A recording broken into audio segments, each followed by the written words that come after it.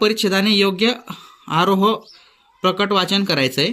घरी येताच बाबांचा करडा स्वर राजूला कानी पडला। राजू कुठे होता इतक्या वेळेपर्यंत? शाळा सुटल्यानंतर मी खेळत होतो। काय खेळत होता? दगडधोंडे। बाबांना व्यतिरिक्त हा तुम्हाला पॅरेग्राफ वाचायचा आहे। या पॅरेग्राफवरती जसे तसे तुम्हाला प्रश्न बघायला मिळणार आहे। बघा, संकलित मूल्यमापन 2026-27चा पेपर हा होणार आहे। असं तुम्हाला पेपर बघायला मिळणार आहे। आता प्रश्न क्रमांक आपण 2 बघूया। प्रश्न क्रमांक 2 आपण बघूया। प्रश्न क्रमांक 2 मध्ये तुम्हाला विचारलेला आहे, खालील उतारा मनात वाचा आणि प्रश्नांची उत्तरे तुम्हाला लिहायची आहे। ठीक आहे। आज 31 डिसेंबर श्रुती जरा नाराजीनं घरी आली व त्यांच्या कारणही तसंच होतं। वर्गात तिच्या मॅडमने तिला नववर्षाच्या संकल्पना विचारल्या होत्या। ठीक आहे। इतरांपेक्षा वेगळी संकल्पना सांगता न आल्यामुळे ती नाराज झाली। हा पॅरेग्राफ पूर्णचा पूर्ण तुम्हाला वाचायचा आहे विद्यार्थी मित्रांनो, आणि तुम्हाला पूर्ण पॅरेग्राफ वाचल्यानंतर तुम्हाला प्रश्नाचे उत्तर द्यायची आहे।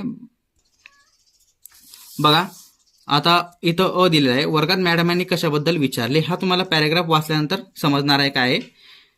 तर याचा 3 प्रश्न दिले होते, आवडीच्या पदार्थाबद्दल, वाढदिवसाबद्दल व नववर्षाच्या संकल्पनेबद्दल। तर आपण इथे बघलं नववर्षाच्या संकल्पनेबद्दल विचारलं आहे, तर गोल करायचं आहे 3 नंबरला नववर्षाच्या संकल्पनेबद्दल। ब आहे, श्रुतीच्या प्रश्नाला बाबांनी काय उत्तर दिले की त्यांच्या मुलांना पुरेसे अन्न मिळत नाही, त्यामुळे त्यांना प्रोटीन, व्हिटॅमिन आणि मिनरल्स मिळत नाहीत।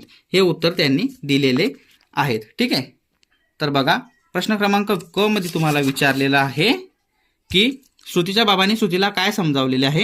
श्रुतीच्या बाबांनी श्रुतीला काय समजावले? तिला अन्नाचे महत्त्व समजावले, तसेच अन्न वाया घालू नये, जेवणाची कदर करावी आणि गरजू लोकांना जाणीव ठेवून वागावे असे सांगितलेले आहे। तर बघा, आता आपण प्रश्न क्रमांक 3 बघणार आहोत त्याच्यानंतर। तर चला बघूया प्रश्न क्रमांक 3। प्रश्न क्रमांक 3 मध्ये तुम्हाला दिलेला आहे, खालील कविता मनात वाचा आणि प्रश्नांची उत्तरे लिहा। कविता दिली आहे, असे जगावे छाताडावर आव्हाने लावणे, उत्तर नजर रोखुनी नजरेमध्ये, आयुष्याला द्यावे उत्तर। नको गुलामी नक्षत्रांची, भीती अंधळी ताऱ्यांची, आयुष्याला भिडतानाही चैन करावी स्वप्नांची, असे दाडंगी इच्छा ज्याची, मार्ग तयाला मिळेस तर, नजर रोखुनी नजरेमध्ये, आयुष्याला द्यावे उत्तर। ही अशा प्रकारची कविता तुम्हाला खूप स्पष्टपणे सांगितलेली आहे। ही कविता तुम्हाला वाचन करून त्याच्यावर आधारित तुम्हाला प्रश्न विचारलेले आहे। हेच प्रश्नांचे उत्तर तुम्हाला लिहायचे। बघा, पहिला प्रश्न तुम्हाला विचारलाय, कवीच्या मते आयुष्याला उत्तर कसे द्यायचं आहे। ठीक आहे। तर कवीच्या मते आयुष्याला धैर्याने, स्वप्नांच्या पाठपुरावा करत आयुष्याला उत्तर द्यायचं आहे। बघा, असा जसा प्रश्न तुम्हाला पेपरमध्ये बघायला मिळणार आहे। सो तुम्हाला काय करायचं आहे, हा पेपर पाठ करून द्यायचा आहे। ठीक आहे। बघा, स्वप्नांची चयन करताना कोणत्या गोष्टी टाळायच्या? स्वप्नांची चयन करताना भीती आणि गुलामी ह्या गोष्टी टाळायच्या आहेत। क दिला आहे याच्यामध्ये,